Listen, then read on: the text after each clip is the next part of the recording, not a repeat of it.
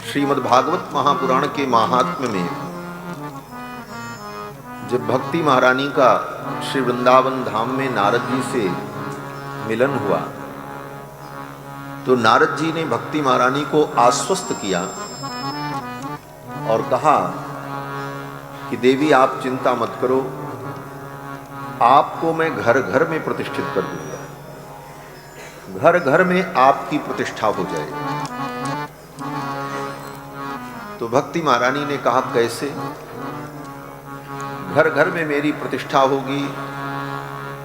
नारद जी ने कहा आप भुक्ति और मुक्ति दोनों प्रदान करने वाले हो। भक्ति के द्वारा भुक्ति भी मिलती है और मुक्ति भी मिल जाती है। भुक्ति माने संसार का भोग, संसार का सुख, और मुक्ति माने मोक्ष, परम धाम, भगवत प्राप्ति, भगवत पादारविंद की प्राप्ति। भक्ति के द्वारा ये दोनों प्राप्त हो जाता है। श्री विभीषण जी ने भगवान के चरणों की भक्ति की, शरणागति की, तो भगवान ने यही कहा करहु कल्प भरि राज तुम। भोग, भुक्ति दे दिया, एक कल्प राज्य करने का वरदान दे दिया। करहु कल्प भरि राज तुम, मम सुमिरेउ मन माहि। पुनि मम धाम पाइयो जहां संत सब जाते। फिर मेरे धाम आ जाना जहां सारे संत जाते हैं। भुक्ति और मुक्ति, भक्ति के द्वारा भुक्ति और मुक्ति दोनों प्राप्त होती है। नारद जी ने कहा देवी मैं आपको घर घर में प्रतिष्ठित कर दूंगा। किस प्रकार से? तो नारद जी ने कहा कि अन्य धर्मास् तिरस्कृत्य पुरस्कृत्य महोत्सवान्। हे देवी, अन्य धर्मों को छोड़कर, अन्य धर्म जो है यज्ञ, तप, दान, तीर्थ, इनसे भी भक्ति बढ़ती है, परंतु उतना नहीं बढ़ती जितना उत्सव के द्वारा बढ़ती। इसलिए नारद जी ने कहा कि अन्य धर्मास तिरस्कृत्य। यहां तिरस्कृत्य का तात्पर्य ये नहीं है कि नारद जी अन्य धर्मों का तिरस्कार करने की बात कहते। नारद जी कहते हैं कि अन्य धर्मास तिरस्कृत्य पुरस्कृत्य महोत्सवान। अन्य धर्मों को करते हुए भी मैं बहुत बड़ा उत्सव करूंगा और उत्सव के द्वारा आपकी घर घर में प्रतिष्ठा हो जाए। ये नारद जी ने कहा अन्य धर्मास तिरस्कृत्य पुरस्कृत्य महोत्सवान। और महोत्सव के द्वारा, महोत्सव का पुरस्कार जब होगा तो सर्वत्र आपकी प्रतिष्ठा होगी। तो महोत्सव भगवान की भक्ति का संवर्धन करता है। इसीलिए हमारे समस्त पूर्वाचार्यों ने समय समय पर भगवान के अनेकानेक उत्सव करते रहे। आज भी होता रहे। ब्रह्मोत्सव, मासोत्सव, नित्योत्सव, पक्षोत्सव, अनेक प्रकार के उत्सव भगवान के, विवाह महोत्सव, सिय पिय मिलन महोत्सव, अनेक प्रकार के नामों से भगवान के उत्सव का संत लोग विस्तार करते। तो कहने का तात्पर्य कि उत्सव के द्वारा भक्ति का संवर्धन होता है। तिरुपति बालाजी में भगवान बालाजी जो विराजमान हैं, उनकी स्तुति में एक बड़ा सुंदर गद्य है संस्कृत में, श्रीनिवास गद्यम उसे कहा जाता है। हमारे पूर्वाचार्यों की रचना है। उस गद्य में भगवान के अनेक उत्सव का स्मरण करते हुए आचार्य चरण ने भगवान से प्रार्थना की, प्रभु इन महोत्सवों के माध्यम से आपका मुखोल्लास हो। नित्योत्सव, पक्षोत्सव, मासोत्सव, संवत्सरोत्सव, विविधोत्सव कृतानंद श्रीमद् आनंद निलय विमानवासः श्री श्रीनिवासः। ऐसा कहकर आचार्य चरण ने भगवान के उत्सव की महिमा का गान किया है।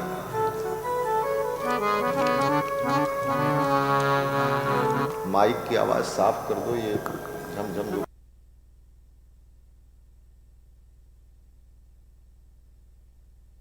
भगवान को अत्यंत प्रिय है। मंदिर में विराजमान भगवान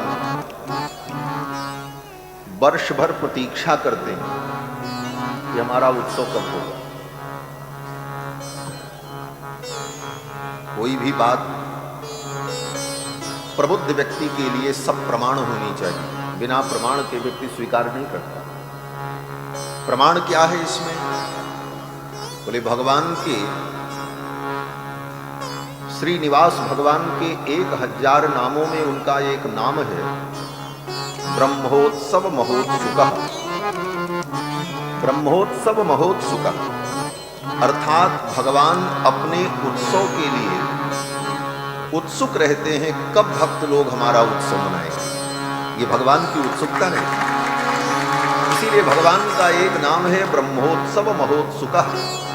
ये वार्षिक उत्सव, बड़ा उत्सव जो होता है, इसके लिए भगवान उत्सुक रहते हैं, साल भर प्रतीक्षा करते हैं, अब दिन आएगा तो भक्त लोग उत्सव मनाएंगे। जैसे बच्चों को उत्साह होता है, अब दीपावली आने वाली है, कपड़े मिलेंगे, मिठाई मिलेगी, होली आने वाली है, नए नए कपड़े मिलेंगे, खाने को मिलेगा, मौज करेंगे, घूमेंगे, आनंद करेंगे।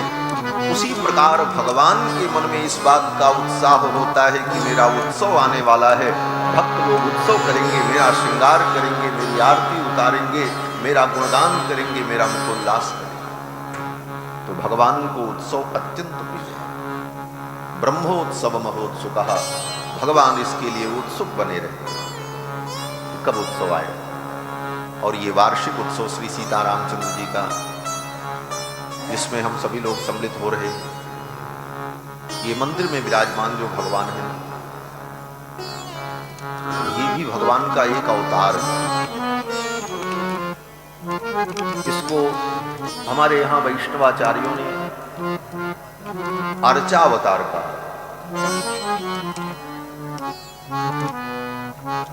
जैसे राम जी के रूप में, कृष्ण के रूप में भगवान का अवतार हुआ, लेकिन उन्हीं भगवान का अवतार जब मूर्ति के अंदर होता है प्रतिष्ठा के द्वारा, इसको हमारे यहाँ अर्चावतार कहा। ये भगवान का अर्चावतार। अर्चावतार के रूप में भगवान मंदिर में विराजमान रहते हैं और ये भगवान सबसे ज्यादा सुलभ होते हैं।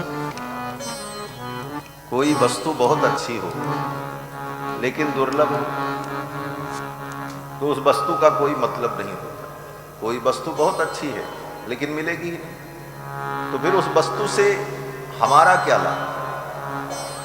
यह विचार हमारे आचार्यों ने भगवान के संदर्भ में किया कि भगवान परम आनंद हैं, भगवान सर्व सुखप्रद हैं, भगवान सर्वहितैषी हैं, भक्त वत्सल हैं, सब कुछ विशेषताएं भगवान में, लेकिन वो दुर्लभ है, मिलते ही नहीं। तो फिर सारी विशेषता उनकी धरी रह गई, हमारे किस काम आई? प्रश्न तो ये। इसलिए आचार्यों ने कहा भगवान के 5 प्रमुख रूप हैं। पर रूप, व्यूह रूप, विभव रूप, अंतर्यामी रूप और अर्चा रूप। ये सब शास्त्र का बड़ा गंभीर रहस्य है। कथा तो आपको सब मालूम ही है, राम कथा कृष्ण कथा क्या है। तो भगवान के 5 स्वरूप का वर्णन किया। पर रूप, पर रूप माने वैकुंठ में जो भगवान विराजमान है, साकेत धाम में जो भगवान का दिव्य मंगल विग्रह है, गोलोक में भगवान का जो दिव्य मंगल विग्रह है, वह भगवान का पर रूप है। उसको पर रूप कहते हैं।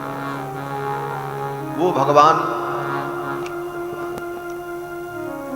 दिव्य मंगल विग्रह के रूप में विराजमान हैं। और दूसरा रूप भगवान का व्यूह रूप। व्यूह रूप में भगवान इसी ब्रह्मांड के अंदर क्षीर सागर में भगवान विष्णु के रूप में विराजमान रहते हैं। और उन्हीं की तीन मूर्तियां संकर्षण, प्रद्युम्न, अनिरुद्ध, तीन व्यूह के रूप में भगवान ब्रह्मांड में ही एक उप कार्यालय खोल करके बैठे रहते हैं कि कोई भक्त यहां आ सके, क्योंकि ब्रह्मा जी उस परधाम में नहीं जा सकते। ब्रह्मादिक देवताओं की भी गति उस परम धाम में नहीं, वहां तो केवल मुक्तात्मा ही जाते हैं। तो भक्तों के दुख को सुनने के लिए, देवताओं के ऊपर कोई संकट आए तो उसे दूर करने के लिए भगवान व्यूह रूप में ब्रह्मांड के अंदर ही क्षीर सागर में विराजमान है। ये भगवान का व्यूह रूप है। और तीसरा रूप भगवान का, घंटा उंटा मत बजाओ, कथा होती रहे तो एकदम शांति बनाइए। श्री सीतारामचंद्र भगवान जय। तीसरा भगवान का रूप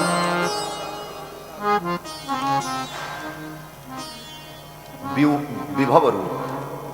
विभव रूप माने अपने वैभव को प्रकट करने के लिए त्रेता में राम रूप में, द्वापर में कृष्ण रूप में, आने वाले कलयुग में कल के रूप में भगवान अवतार लें। ये विभवा अवतार, ये विभव रूप। चौथा रूप भगवान का अंतर्यामी, जो कण कण में विद्यमान है, हमारे आपके सबके अंदर विद्यमान है। जड़ चेतन समस्त वस्तुओं में अंतर्यामी रूप से जो विद्यमान है। सर्वभूत निवासोसी वासुदेव नमोस्तुते, जो समस्त भूतों में निवास करते, इसीलिए उनका नाम वासुदेव। वासुदेव का केवल मतलब ये नहीं होता कि वसुदेव के पुत्र हैं इसलिए उनको वासुदेव कहा गया। अपत्य अर्थ में तस्यापत्यम से अण प्रत्यय करके वासुदेव शब्द, वह भी अर्थ भगवान कृष्ण में घटित होता है, लेकिन वो वासुदेव शब्द फिर राम जी में कैसे घटित होगा? कृष्ण भगवान में तो घटित हो जाएगा, वसुदेव के पुत्र हैं इसलिए वासुदेव। तो फिर राम जी को आप वासुदेव कैसे कहेंगे? नारायण को वासुदेव कैसे कहेंगे? तो वासुदेव शब्द का पारंपरिक और शास्त्र सम्मत विशेष अर्थ ये है कि जो सब में वास करता है उसको कहते हैं वासुदेव। वासनात् वासुदेवस्य वासितम भुवनत्रयम्, जो कण कण में वास करते हैं इसलिए उनका नाम वासुदेव है। यही व्याख्या गोस्वामी तुलसीदास ने, जब स्वयंभू मनु और शतरूपा ने नैमिषारण्य में जाकर के 23,000 वर्ष तप किया, राम जी की आराधना की, तो मंत्र यही जपा, 12 अक्षर मंत्र पुनि जपे सहित अनुराग, वासुदेव पद पंकरुह दंपति मन अति लाग। और फिर जब भगवान उनकी भक्ति और तपस्या से प्रसन्न हुए तो कौन से भगवान प्रकट हुए? भक्ति तो राम जी की कर रहे, प्रकट राम जी ही हुए, लेकिन राम जी को गोस्वामी जी ने वासुदेव कहा। और क्यों कहा? चौपाई में उसकी व्याख्या कर दी। भगते बचल प्रभु कृपा निधाना, भगत बचल प्रभु कृपा निधाना, विश्ववास प्रगटे भगवाना, विश्ववास प्रगटे भगवाना, विश्ववास प्रगटे भगवाना। भगत बचल प्रभु कृपा निधाना, विश्ववास प्रगटे भगवान। व्याख्या कर दी गोस्वामी जी ने।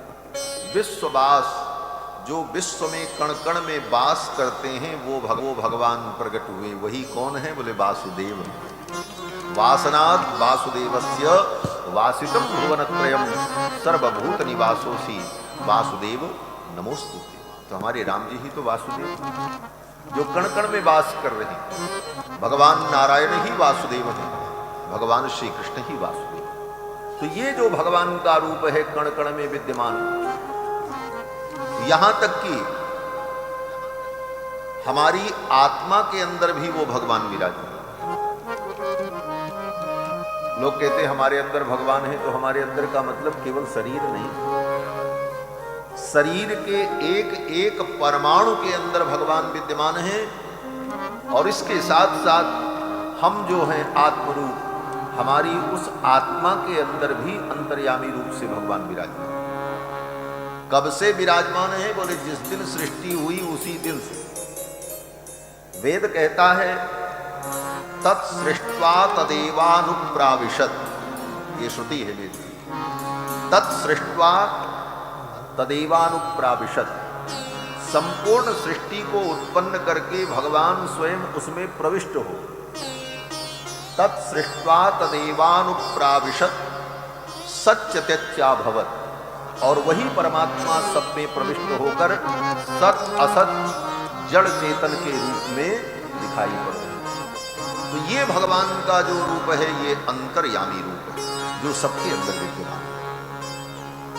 और हमारी आत्मा में भी, आत्मा की आत्मा बनकर के जो बैठे, वेदों ने यही कहा यो अंतरतो आत्मानम यमयति, जो हमारी आत्मा के अंदर बैठ करके हमारा शासन करता है। यो अंतरतो आत्मानम यमयति, यम आत्मान वेद, जिसको हमारी ये आत्मा जान नहीं पाती।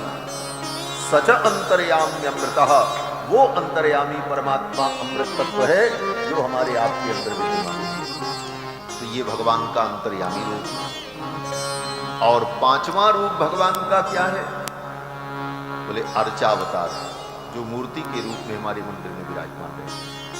ये भगवान का पांचवा रूप, पर रूप, व्यूह रूप, विभव रूप रामकृष्ण के रूप में, अंतर्यामी जो सबके अंदर विद्यमान है, और मंदिर में विराजमान जो भगवान है ये अर्चावतार।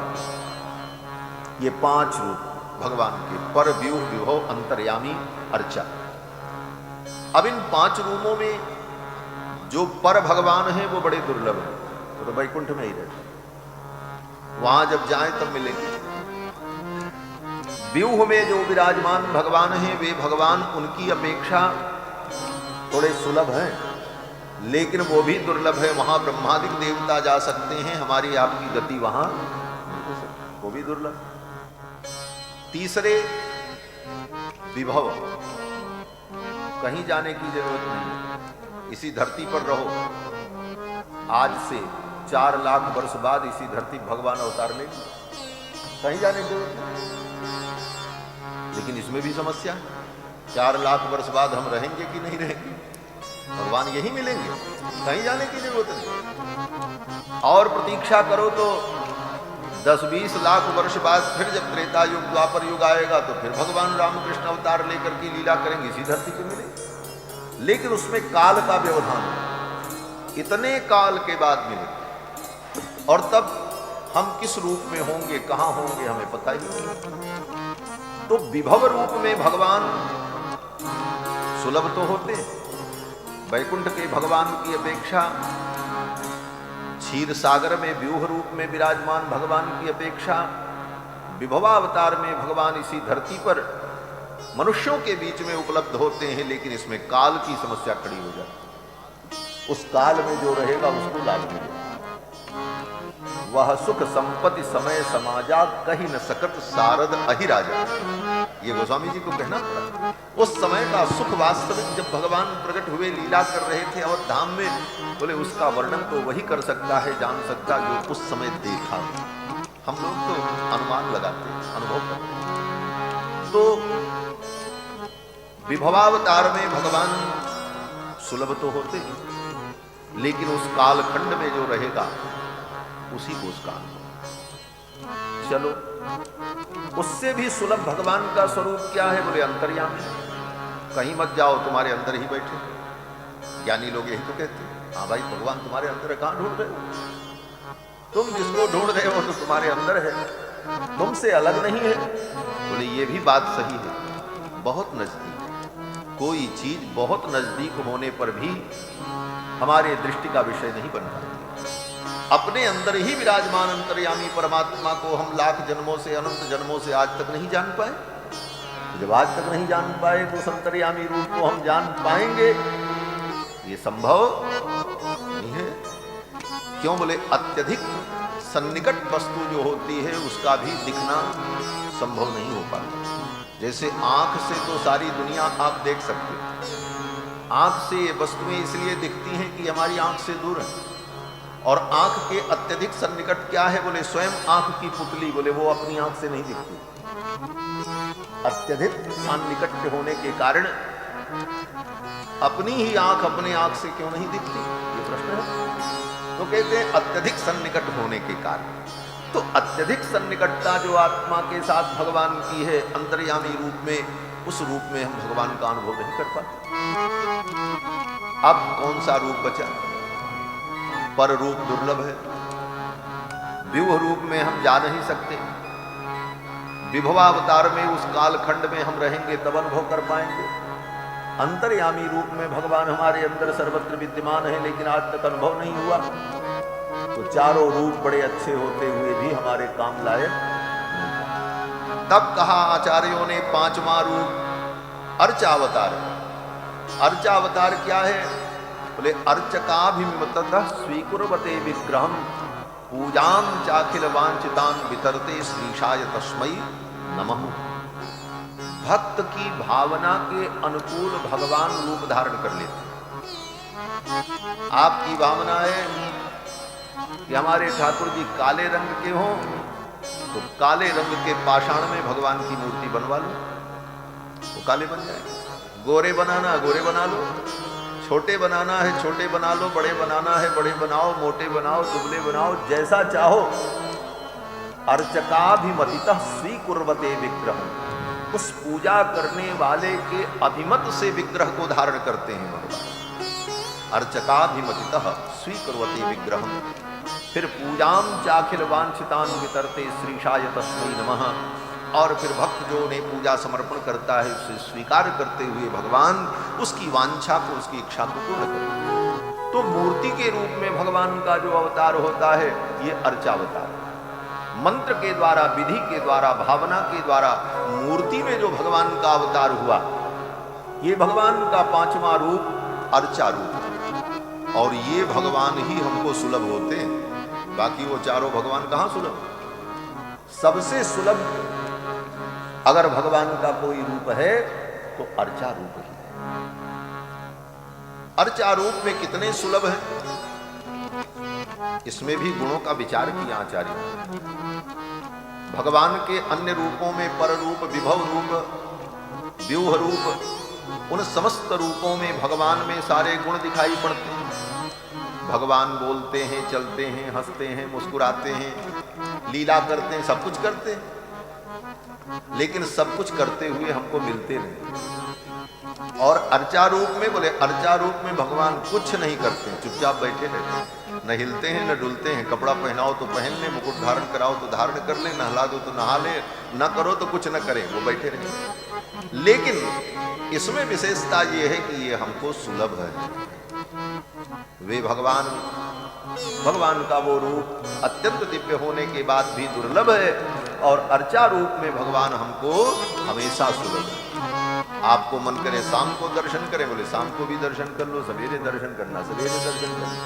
मन करे आज ठाकुर जी को हम ये कपड़ा पहनाएंगे, भगवान मना नहीं करेंगे, जो पहना वो वही पहन लेंगे। सर्व रूप से अपने भक्त के अधीन होकर उसकी इच्छा के अनुकूल रूप धारण करके उसकी इच्छा के अनुकूल पूजा को स्वीकार करते हुए भगवान जो अर्चा विग्रह के रूप में विराजमान है, यही भगवान हमारे लिए सबसे सुलभ है। इसीलिए हमारे आचार्यों ने इस स्वरूप की महिमा का वर्णन करते हुए कहा कि सौलभ्य सीमा भूमि ही अर्चावतार। सौलभ्य सीमा भूमि, सुलभता की सीमा पार कर गए भगवान। अब इससे ज्यादा सुलभता और क्या हो? रात को 12 बजे आपका मन करे भगवान शयन कर रहे हैं, तो ताली बजा करके पर्दा हटा करके चले जाओ और भगवान को मुकुट धारण करके निहारो, भगवान मना नहीं करेंगे। इतने सुलभ। और बड़े बड़े महापुरुषों ने इस धरती पर भगवान का अगर अनुभव किया तो अर्चा विग्रह के रूप में ही अनुभव किया। मीरा जी को भगवान मिले किस रूप में मिले? गिरधर गोपाल के रूप में। श्री हरिदास जी महाराज को भगवान किस रूप में मिले? अर्चा विग्रह के रूप में मिले, श्री बांके बिहारी के रूप में। श्री गोपाल भट्ट स्वामी जी को भगवान मिले किस रूप में मिले? राधा रमण जी के रूप में। भगवान रामानुजाचार्य के डांटने पर राजा के महल में बैठे हुए भगवान जो विग्रह रूप में थे, चल करके आकर के रामानुजाचार्य जी की गोद में बैठ गए मूर्ति के रूप में। तिरुपति बालाजी में हाथी राम बाबा के साथ बैठ करके चौसर खेलते कौन? बोले मंदिर के भगवान अर्चावतार। तो अर्चावतार में ही भक्तों ने भगवान का दिव्य अनुभव किया है।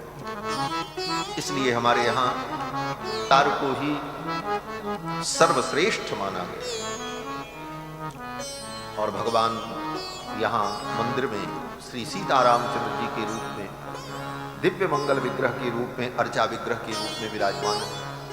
साक्षात भगवान की पावन सन्निधि में बैठकर हम सभी लोग भगवान की लीलाओं को श्रवण कर रहे हैं। इस तथ्य को कभी ये नहीं समझना चाहिए कि ये मूर्ति में वो भगवान नहीं है जो भगवान वो। इसका उदाहरण दिया आचार्य, छोटी सी आख्यायिका है, वो हम आपको बताएं, बात बहुत बढ़िया से समझ में आ जाएगी। एक कोई प्यासा व्यक्ति था, थका मांदा जा रहा था जंगल में। एक महात्मा की कुटिया दिखाई पड़ी। महात्मा की कुटिया में गया और महात्मा जी से कहा, महाराज हमको पानी पिलाओ, बहुत प्यास लगी है। पानी नहीं मिलेगा तो हम मर जाएंगे। महात्मा बड़े बुद्धिमान थे, संत थे।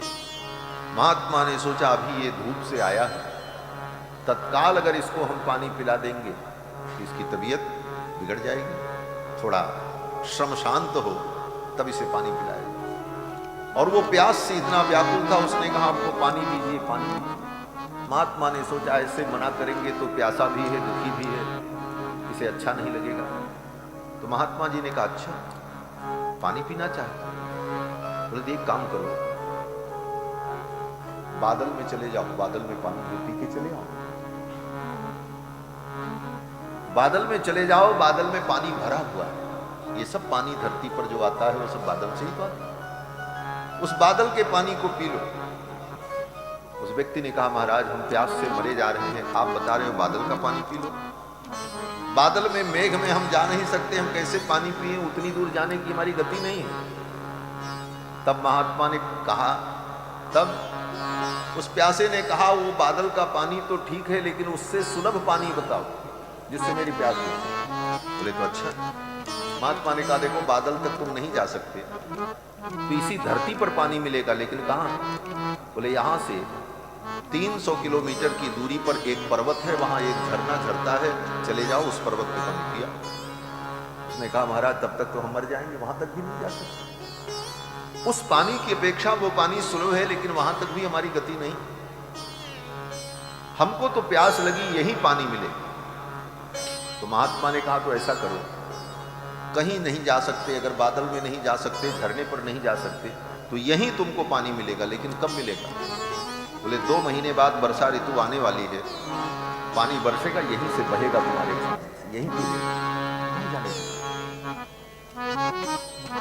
उस व्यक्ति ने कहा महाराज मैं प्यास से मरा जा रहा हूं और आप ऐसी ऐसी बातें बता, और कोई सुलभ पानी बताओ। ये पानी तो यहां बहेगा, लेकिन 2 महीने अब तक मैं रहूंगा नहीं रहूंगा।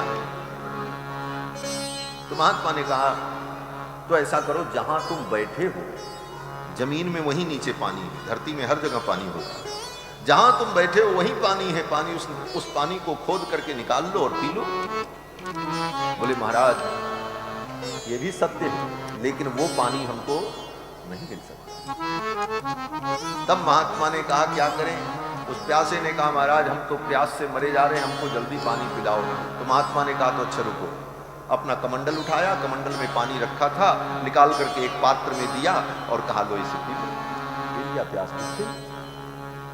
प्यास बुझने के बाद उस व्यक्ति ने कहा महाराज जब यही पानी पिलाना था कमंडल का, जो आप बादल में भेज रहे थे, फिर जो है पर्वत पर भेजने की बात कही, फिर यहीं पर पानी बहेगा, जहां बैठे हो वहां पानी है, और फिर पिलाया कमंडल का पानी। महात्मा ने कहा यही उपदेश है। भगवान के प्राप्ति की प्यास अगर जीवन में लगी है तो भगवत प्राप्ति की प्यास उसी प्रकार है जैसे वो प्यासा व्यक्ति। बादल में पानी है लेकिन बादल के पानी से प्यास नहीं बुझी, झरने के पानी से भी प्यास नहीं बुझी।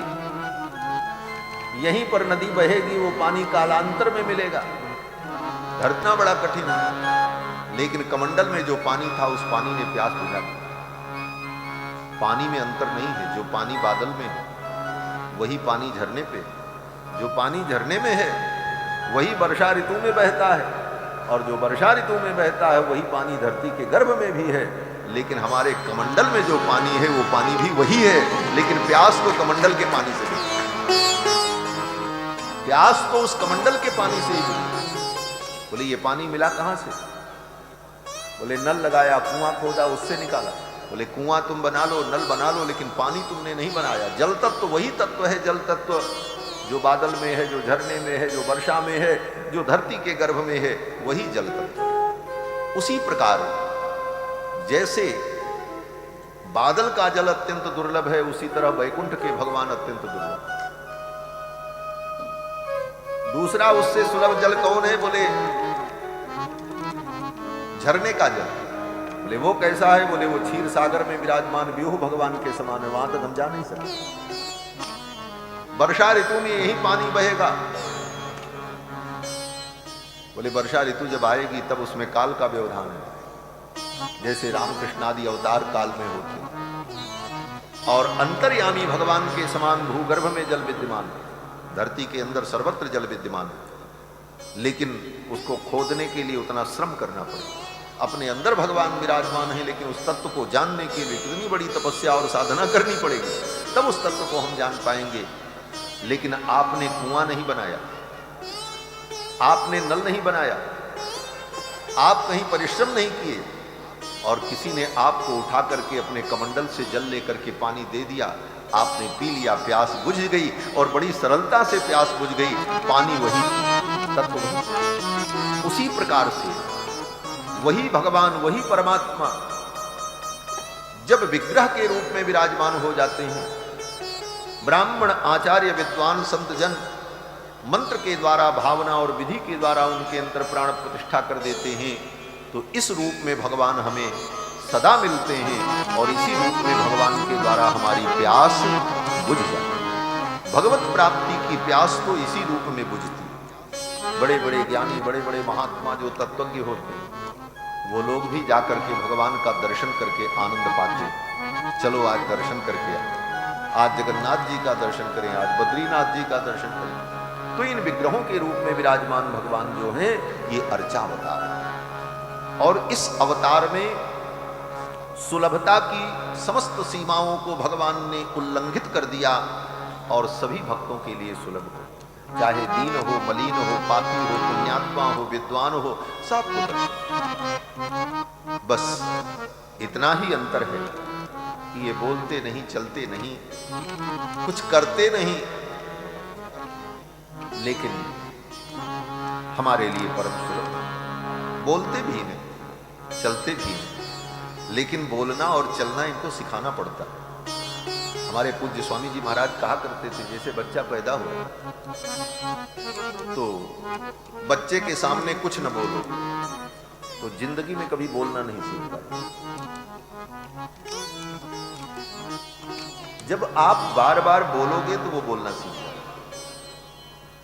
पहले तुम्हें बोलना पड़ेगा, वो बच्चा नहीं बोलेगा, बच्चा तो कुछ समझेगा भी नहीं। लेकिन माता पिता बोलते हैं, बाबू बेटा अच्छा पानी पियोगे, अपने ही प्रश्न करेंगे और अपने ही माता पिता उत्तर देते हैं तो वो सुनता रहता, सुनते सुनते एक दिन फिर वो भी टप टप उत्तर देने लगता है और समझता है। उसी प्रकार मूर्ति के रूप में विराजमान भगवान, इनका जन्म तो हुआ, अवतार तो हुआ अर्चा विग्रह के रूप में, लेकिन हमने शुरू से ही मान लिया कि ये बोलते नहीं, इसलिए हमने उनसे बोलने का कभी प्रयास नहीं किया। समय पे जाके आरती उतार देते हैं, समय पे कपड़ा पहना देते हैं, भोग लगा करके चले आते हैं, जानते हैं बोलेंगे नहीं तो भगवान नहीं बोलते। लेकिन आप ये भावना करो कि ये भगवान हैं और जब सेवा में जाओ उसी प्रकार उनसे बात करो, वो कुछ नहीं बोलेंगे, आप बात करते रहो और बात करते रहे तो एक दिन जीवन में वो चमत्कार होगा कि वो भगवान बोल पड़ेंगे, मुस्कुरा पड़ेंगे और आपको उनका दिव्य अनुभव हो जाएगा। कितनी ऐसी घटनाएं हैं, एक दो घटनाएं नहीं, बहुत सारी ऐसी घटनाएं हैं संतों के जीवन में, महापुरुषों के जीवन में, कैसे भगवान उनसे बोले और कैसे बात की। कथाएं हम सुनते, रंगनाथ भगवान रामानुज स्वामी से कितनी वार्ता करते, कांची के श्री वरदराज भगवान कांची पूर्ण स्वामी जी महाराज से कितनी वार्ता करते, श्री वल्लभाचार्य जी महाराज से श्रीनाथ जी सारी बातें करते थे। 84 वैष्णवन की वार्ता पढ़ लो और वल्लभ संप्रदाय के ग्रंथों को पढ़ लो, आचार्य चरण से भगवान कैसे बातें करें। तो कहने का तात्पर्य कि ये अर्चा विग्रह के रूप में ही हम भगवान का अनुभव करते हैं और इसी रूप में अनुभव करते करते तत्वबोध प्राप्त हो जाता है और भगवत अनुभूति भी प्राप्त हो जाती है और जीव का परम कल्याण हो जाता है। इसीलिए मंदिर में विभिन्न प्रकार के समय समय पर उत्सव होते हैं और इन उत्सवों के द्वारा लोगों के अंदर भक्ति का संचार होता है। जब उत्सव होता है तो बहुत से लोग आते हैं, कुछ प्रेम से आते हैं, कुछ भक्ति भाव से आते हैं, कुछ लोग तमाशा देखने के लिए आते हैं, कुछ लोग सोचते हैं चलो कुछ खाने को प्रसाद मिलेगा, इस लालच में आ जाते हैं, आते हैं। तो कुछ खाएंगे, कुछ प्रसाद पाएंगे, कुछ देखेंगे, कुछ समझेंगे, तो धीरे धीरे उनके मन में भी भक्ति का विस्तार।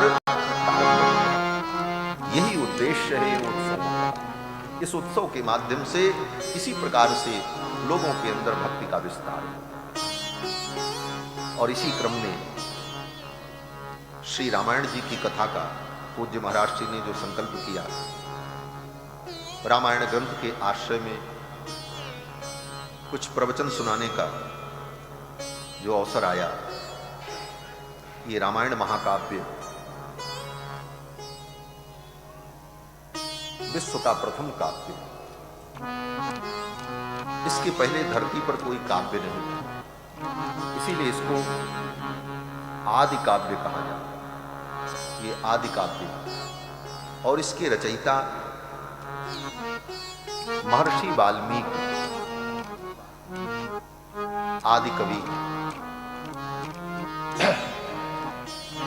महर्षि वाल्मीकि ने रामायण की रचना की। रामायण अगर शब्द कहा जाए तो ये रामायण ही चारों भाई हैं, रा मा य। ये चार अक्षर, अक्षर ब्रह्म परमात्मा राम लक्ष्मण भरत शत्रुघ्न, ये अक्षर ही भगवान का स्वरूप। क्यों बोले कृत्वात्मानं चतुर्विधम, अपने को चार रूपों में भगवान ने प्रकट किया। ये चारों ठाकुर जो हैं, इन्हीं चारों का स्मरण चार अक्षर में रा मा य। रामायण शब्द कहने मात्र से महर्षि वाल्मीकि की रचना की ओर संकेत होता है। यद्यपि राम जी के चरित्र से संबंधित जितने भी ग्रंथ हैं धरती पर, उन सबको रामायण कहा जाता है, लेकिन केवल रामायण अगर पूछा जाए रामायण रचना किसकी है तो कहा जाएगा वाल्मीकि की। और इसी श्रद्धा भाव से गोस्वामी तुलसीदास जी ने महर्षि वाल्मीकि का स्मरण किया। बंदौ मुनि पद कंज रामायण जहि निर्मल, सखर सकोमल मंजु दोष रहित दूषण सहित।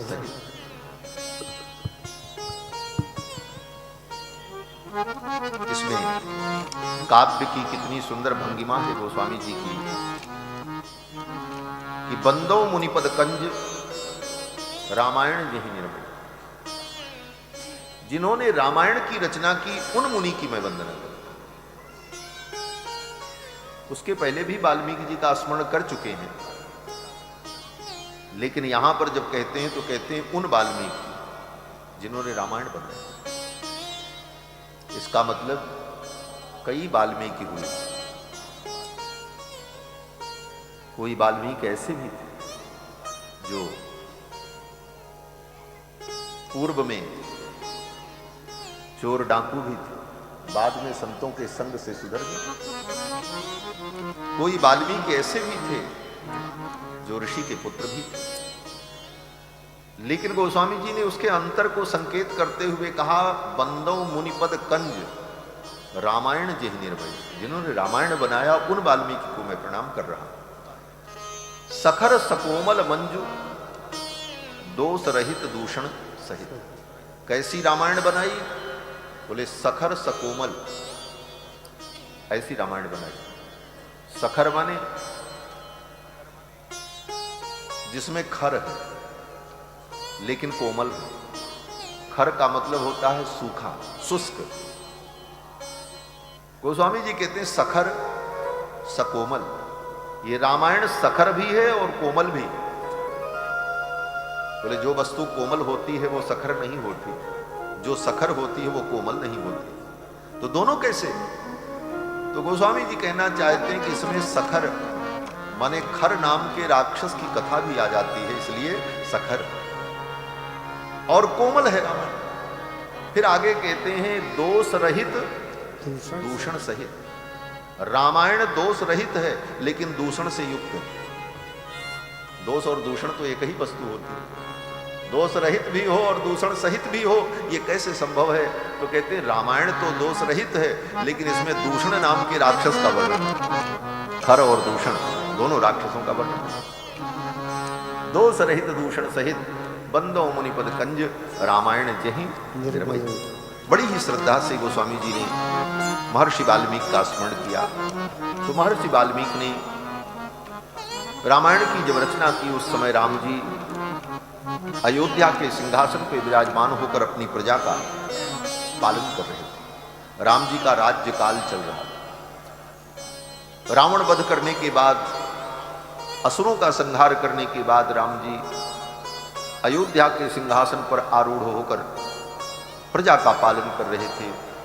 उस काल में महर्षि वाल्मीकि ने इस रामायण की रचना की। और दूसरी विशेषता,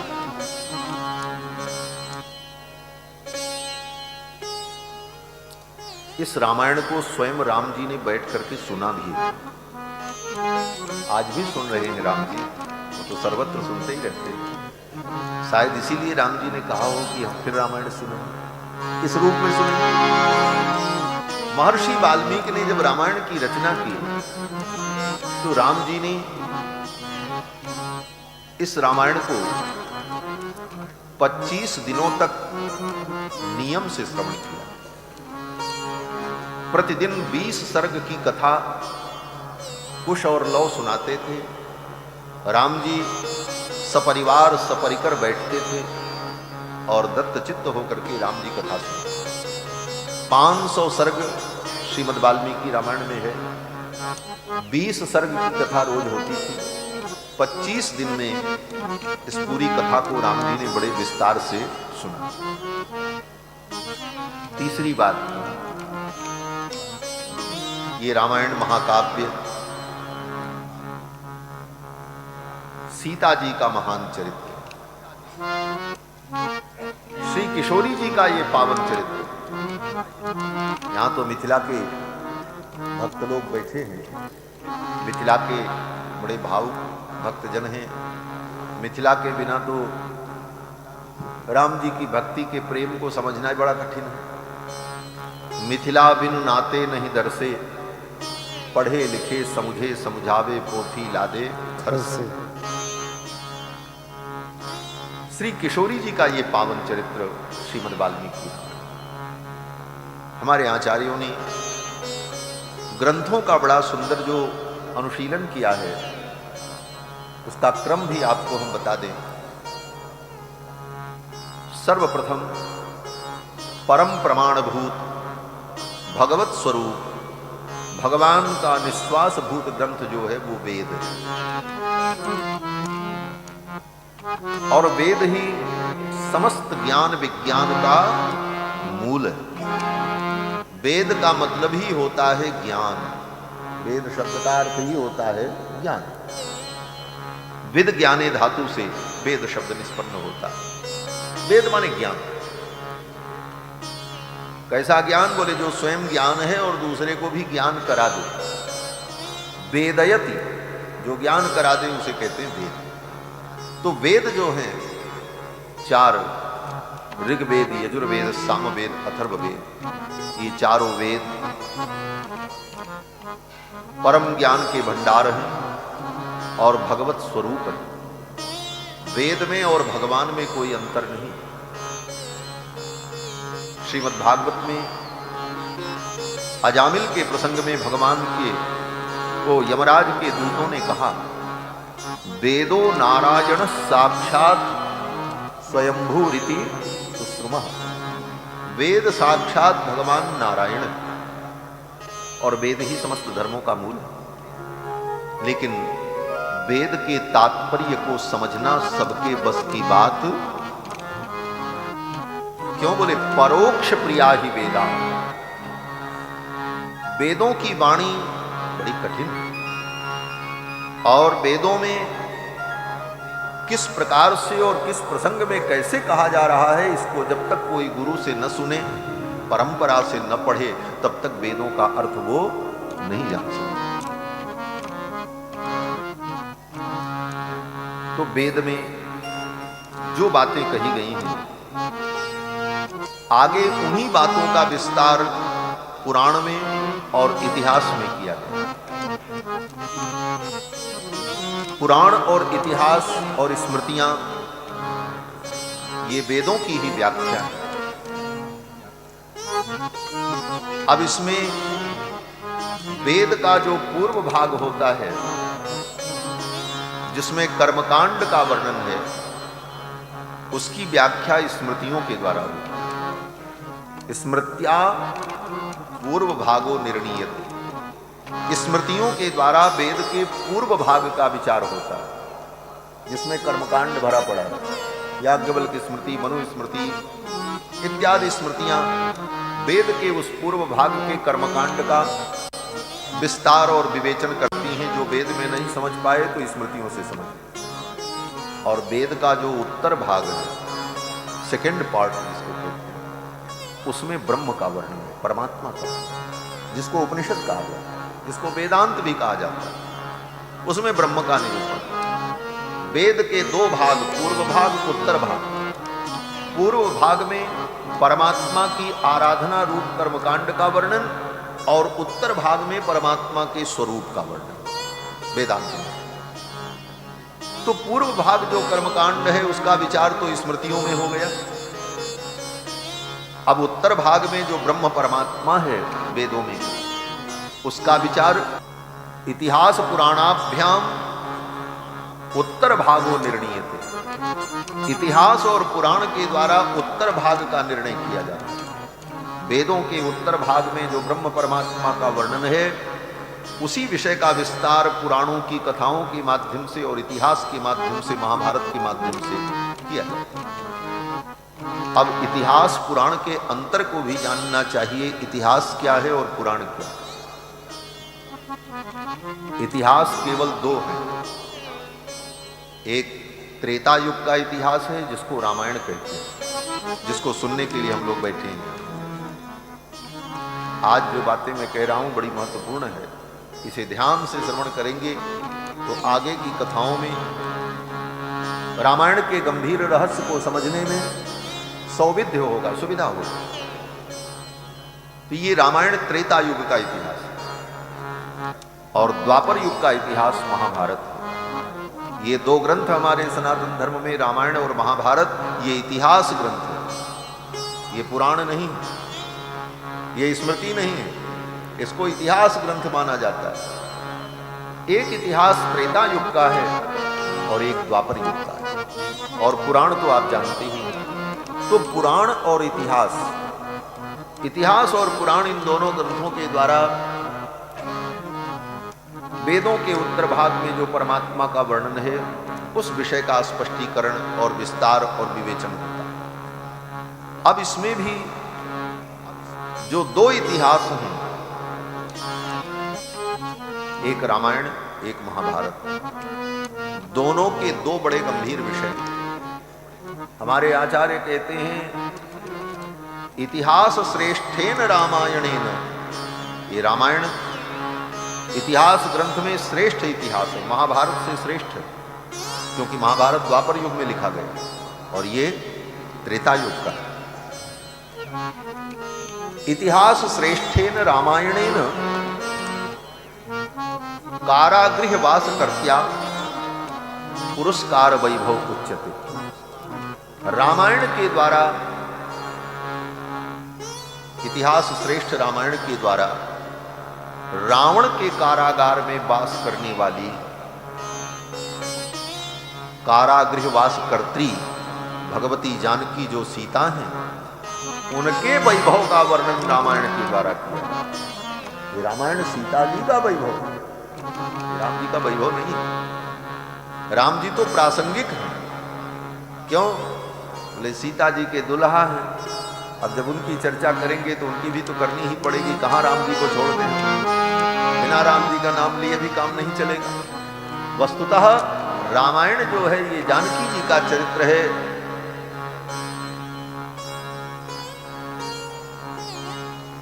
आचार्य कहते हैं कि इतिहास श्रेष्ठेन रामायणेन कारागृह वास कर्त्या वैभव उच्यते। किशोरी जी के वैभव का वर्णन रामायण के माध्यम से और महाभारत के माध्यम से। महाभारत जो है, महाभारत इतिहासेन उपाय वैभव उच्चते। महाभारत के द्वारा उपाय वैभव का वर्णन किया। ये दो वस्तुएं बड़ी महत्वपूर्ण हैं, पुरस्कार और उपाय। ये शब्द ध्यान रखना, पुरस्कार और उपाय। हम लोग दुनिया की फालतू बातों पर विचार करने के लिए नहीं बैठे, वैज्ञानिक शोध करने के लिए नहीं बैठे। हम लोग आत्म कल्याण, मोक्ष और भगवत प्राप्ति के विषय में विचार करने के लिए। ये विचार गोष्ठी, ये संतों की गोष्ठी, ये तत्व का विचार आत्म कल्याण के लिए। इसमें और विषयों पर विचार करने का अवसर नहीं और न विचार किया जाना चाहिए। अब बात जब तय हो गई कि हमारे विचार का विषय है आत्म कल्याण, भगवत प्राप्ति, तो अब भगवत प्राप्ति कैसे होगी, इसका उपाय क्या है? यहीं से विचार प्रारंभ। भगवत प्राप्ति का उपाय क्या है? तो हमारे आचार्यों ने कहा भगवत प्राप्ति का उपाय स्वयं भगवान है। भगवान ही उपाय है, दूसरा कोई उपाय नहीं। किसी दूसरे उपाय से भगवान मिलते भी नहीं, चाहे जितना उपाय कर लो, कितने भी उपाय करो, कितना भी माला जप डालो, कितना दान पुण्य करो, तीर्थ में जाओ, सब करो, लेकिन इन साधनों से भगवान नहीं मिलते। ये बात नोट कर लीजिए। ये विचार के बाद सारी बातें आचार्यों ने कही। ये सारे साधन केवल हमारे मन को, अंतःकरण को शुद्ध करने के। इन आचरणों से हमारा जब अंतःकरण शुद्ध होता है, तब हम भगवत कृपा पात्र बनते हैं और भगवत कृपा पात्र बनने पर भगवान की कृपा से हमें भगवत प्राप्ति। उपाय स्वयं भगवान है। इसीलिए वेदों ने कहा नायमात्मा प्रवचने न लभ्यो। वो परमात्मा प्रवचन से नहीं मिलता। प्रवचन से रुपया मिलता है, लाखों लाखों दक्षिणा मिल जाती है प्रवचन करने वालों को। प्रवचन से नाम मिलता है, बड़े बड़े आश्रम और बड़ी बड़ी व्यवस्थाएं खड़ी हो जाती हैं प्रवचन से, ये सब होता है। लेकिन प्रवचन से भगवान मिल जाए इसकी गारंटी नहीं। तब आप कहोगे कि फिर ये सब क्यों तमाशा हो रहा है, क्या जरूरत है? बोले हाँ, बात इसका भी उत्तर है।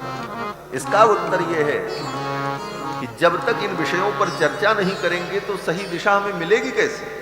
इसलिए चर्चा आवश्यक है, इसलिए ये चर्चा। नायमात्मा प्रवचने न लभ्यो न मेधया न बहुना श्रुतेन यमे वैश्वणते तेन लभ्या। कठोपनिषद की ये पंक्ति कहती है कि नायमात्मा प्रवचने न लभ्यो, वो परमात्मा प्रवचन से नहीं मिलता, न मेधया बुद्धि से नहीं मिलता। बहुत बड़े बुद्धिमान हो जाओ, एक एक पंक्तियों की व्याख्या करने का सामर्थ्य हो जाए, हर चीज बुद्धि में उपस्थित रहे, लेकिन तुम्हारी उस बुद्धि से वो भगवान मिलने वाले न मेधया न बहुना श्रुतेन, बहुत सुन लो। हमने बहुत सुना है, हम रात दिन सुनते रहते हैं। बोले सुनते रहो, अच्छी बात है, सुनने से आपको बात समझ में आएगी, लेकिन सुनने मात्र से भगवान मिल जाएंगे ये जरूरी? नायमात्मा प्रवचनेन लभ्यो न मेधया न बहुना श्रुतेन। तब प्रश्न हुआ फिर कैसे मिलेंगे? तो वेदों ने कहा यमे वैश वृणुते तेन लभ्या। वो परमात्मा स्वयं जब तुम्हारा वर्ण करेगा तब तुम उसको प्राप्त कर पाओ। वो स्वयं उपाय है, उसके लिए दूसरा कोई उपाय नहीं। यमे वैश वृणुते, वो स्वयं तुम्हारा वर्ण करे। अब समस्या ये है कि वो वर्ण हमारा कब करेगा, क्यों करेगा, क्या विशेषता हमारे अंदर है कि वो हमारा वर्ण करे? क्यों? बोले भगवत पाद श्री रामानुजाचार्य श्री भाष्य में कहते हैं प्रियतम ही वर्णीयो भवति। वर्ण तो प्रियतम का होता है, जो प्रियतम होता है उसका वर्ण व्यक्ति करता है। तो भगवान के हम प्रियतम बने और भगवान हमारा वर्ण करें, ये तो बड़ी लंबी खीर है महाराज, कैसे पूरी हो? तो कहते हैं भगवान हमारा वर्ण करें, प्रियतम ही वर्णीयो भवति। इसके लिए शुरुआत हमको करनी पड़ेगी। हम सबसे पहले भगवान को अपना प्रियतम माने। भगवान केवल प्रिय न हो, प्रियतर न हो, प्रियतम। हमारे भगवान प्रियतम हो। प्रियतम का मतलब जिससे ज्यादा कुछ प्रिय न हो, प्रियतम। विचार करो, आज तक हम भगवान को अपना प्रियतम बना पाए? नहीं बना पाए। प्रिय लगते हैं भगवान, लेकिन भगवान से ज्यादा नोट प्रिय लगती है, सम्मान प्रिय लगता है। भगवान से ज्यादा दुनिया की अच्छी अच्छी वस्तुएं प्रिय लग रही हैं महाराज। भगवान प्रियतम हो जाए, उनसे ज्यादा प्रिय कुछ न हो, उनके लिए सब न्यौछावर हो जाए, ऐसी दशा आ जाए। प्रियतम ही वर्णीयो भवति। और इस तरह से अगर आपने भगवान को अपना प्रियतम माना, अनुभव किया, और इस तरह आप प्रियतम मान करके विचार करने लगे, तब भगवान के भी मन में ये भाव आएगा कि भाई गीता में हमने प्रतिज्ञा की थी, अर्जुन के सामने प्रतिज्ञा की थी, अर्जुन तुम प्रतिज्ञा करो, कौन्तेय प्रतिजानीहि न मे भक्त प्रणश्यति। भगवान ने कहा अर्जुन तुम प्रतिज्ञा करो, मेरे भक्त का कभी विनाश नहीं होता। अर्जुन ने कहा महाराज हमारे प्रतिज्ञा करने से क्या होगा, आप प्रतिज्ञा करो। भगवान ने कहा नहीं नहीं तुम प्रतिज्ञा करो, मेरे भक्त का कभी विनाश नहीं होता। कौन्तेय प्रतिजानीहि न मे भक्त प्रणश्यति। अर्जुन ने कहा महाराज हमने तो प्रतिज्ञा कर ली। भगवान ने कहा हमारी भी एक प्रतिज्ञा है। बोले क्या प्रतिज्ञा है? भगवान कहते हैं जे जथा माम प्रपद्यन्ते तांस तथैव भजाम्यहम्। जो मुझको जैसे भजता है मैं उसको वैसे भजता हूं। बात समझ में आ गई? नहीं आई। भगवान कहते हैं तुम जैसे मुझको भजोगे मैं वैसे तुमको भजूंगा। अगर तुमने हमको अपना प्रियतम माना है तो फिर मैं भी तुमको अपना प्रियतम, और जब भगवान हमको अपना प्रियतम मान ले तो फिर सिद्धांत आ गया प्रियतम ही वर्णीयो भवति, प्रियतम का ही वर्ण होता है, तब तो भगवान हमारा वर्ण कर लेंगे। यमे वैश्य वृणुते तेन लभ्यः। इन सारे गंभीर अर्थों को गोस्वामी पाद ने एक चौपाई में संग्रहित कर दिया। सोई जानई जहि देहु जनाई, जानत तुम्हि होय जाई। तुम्हारी कृपा तुम्हि रघुनंदन, जानहि भगत भगत उर चंदन। तो भगवान ही उपाय है, दूसरा कोई उपाय नहीं। लेकिन वे भगवान रूपी उपाय तब तक उपाय नहीं बनते हैं जब तक कोई पुरस्कार करने वाला नहीं। पुरस्कार माने सिफारिश, जिसको हिंदी में, उर्दू में सिफारिश कहते हैं, हिंदी में उसको कहते हैं कि पक्ष लेने वाला, और संस्कृत में ही आचार्यों की भाषा में उसको कहते हैं पुरस्कार। तो भगवान उपाय बनते हैं, भगवान ही उपाय है। लेकिन कब? बोले जब कोई हमारा पुरस्कार करे भगवान के साथ। गलत सही का निर्णय तो न्यायाधीश ही करेगा, लेकिन न्यायाधीश अपने मन से निर्णय नहीं करता। जब कोई वकील उसके सामने सारे विषयों को रखे, बाद प्रस्तुत करे, तब वो विचार का विषय बनेगा, तब न्यायाधीश निर्णय करेगा कि भाई इसमें क्या करना चाहिए। तो भगवान उपाय तो बनते हैं, लेकिन भगवान के सामने इन विषयों को रखे कौन? कौन वकालत करे हमारी आपकी? तो जो हमारी आपकी वकालत करे उसी को कहते हैं पुरस्कार। वो पुरस्कार वैभव, और ये कार्य कोई और नहीं करता। ये कार्य श्री किशोरी जी करती है, श्री जानकी जी। इसीलिए हमारे यहाँ आचार्यों ने श्री जी को पुरस्कार स्वरूपा माना। किशोरी जी जब तक पुरस्कार न करें तब तक भगवान उपाय बनने को तैयार नहीं होते। किशोरी जी हमारा पुरस्कार करें। इसीलिए गोस्वामी जी ने विनय पत्रिका में जब प्रार्थना की तो किशोरी जी से यही कहते हैं कि हे भैया, जब भगवान आपके अनुकूल हो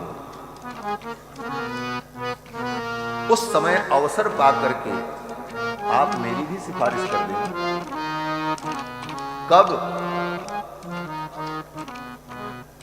कहते हैं कि जब किशोरी जी के वश में भगवान हो, उस समय किशोरी जी भगवान को अपने वश में कर लेती। बोले हाँ, कर लेती। किस प्रकार से? बोले सौंदर्येण ईश्वरम वशी करो। आचार्य चरण कहते हैं कि किशोरी जी अपने सौंदर्य माधुर्य के द्वारा भगवान को अपने वश में कर लेती और जीव को अपने उपदेश से वश में कर लेती। उभयोः वशीकरणम, जीवात्मा को अपने उपदेश से अपने वश में कर लेती हैं किशोरी जी, और अपने सौंदर्य के द्वारा भगवान को अपने वश में कर लेती। सौंदर्येण ईश्वरम वशी करो। और जब भगवान किशोरी जी के बस में हो जाएं, तब अवसर पाकर के किशोरी जी भगवान से कहते हैं प्रभु इस जीव पर कृपा कर दो। तो भगवान कहते ना ना, हमारा विधान बिगड़ जाएगा। हमने विधान बना रखा है, जो जस करई तो तस फल चाखा। ये हमारा विधान है, इस विधान को हम कैसे तोड़ दें? तो भगवती भगवान से कहती हैं ये विधान आप रखो, लेकिन एक नियम बनाओ। अगर यही विधान आप रखे रहोगे कि जो जस करे तो तस फल चाखा, तो फिर आपकी भक्ति का परिणाम क्या होगा? आपके जो दिव्य गुण हैं, दया, करुणा, क्षमा, कृपा, वात्सल्य, ये सारे गुण क्या है? किस दिन काम आएंगे? ये किस पे कृपा आप करोगे? क्षमा गुण आपका है। किशोरी जी भगवान से कहती हैं क्षमा गुण आपका गुण है, तो ये क्षमा का उपयोग आप कब करोगे? किसी को क्षमा तब किया जाता है जब वो अपराध करे, और अपराध करने के बाद आप कहो कि कर्म का हिसाब है, जो जस करे तो तस फल चाका। इसने कर्म किया है तो इसको दंड मिलेगा, क्षमा नहीं मिलेगी।